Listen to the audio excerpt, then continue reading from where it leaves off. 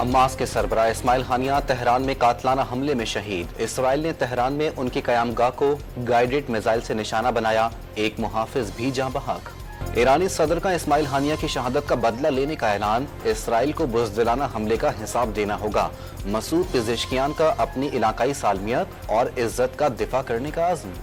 چین کا اسماعیل ہانیہ کے قتل پر شدید تشویش کا اظہار، تصادم اور کشیدگی سے بچنے کے لیے غزہ میں فوری جنگ بندی پر زور۔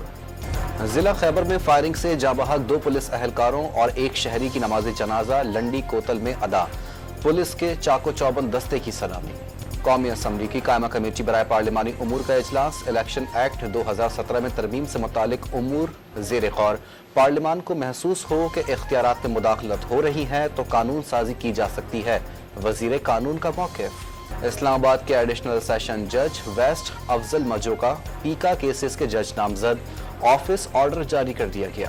بجلی بلوں میں اضافے کے خلاف راولپنڈی میں جماعت اسلامی کے دھرنے کا 6واں روز، حکومت اور جماعت اسلامی کے درمیان مذاکرات کا دوسرا دور آج سپہر 3 بجے ہوگا۔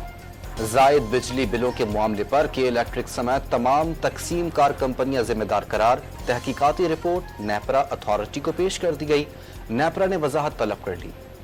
چیئرمین ایف بی آر ملک امجد ٹیوانا کی قبل از وقت ریٹائرمنٹ کی درخواست 5 اگست سے سبکدوش کے لیے 2 ہفتے کا نوٹس دے دیا۔ اسماعیل ہانیہ کی شہادت پر جماعت اسلامی نے کراچی میں دھرنا مؤخر کر دیا، آج شام نیو امیجنا روڈ پر غائبانہ نماز جنازہ ادا کی جائے گی۔ اور بارشوں کے باعث دریاؤں، ڈیمز اور ندی نالوں کی سطح میں اضافہ، پنجاب میں مانسون کا موجودہ اسپیل 4 اگست تک جاری رہنے کا امکان۔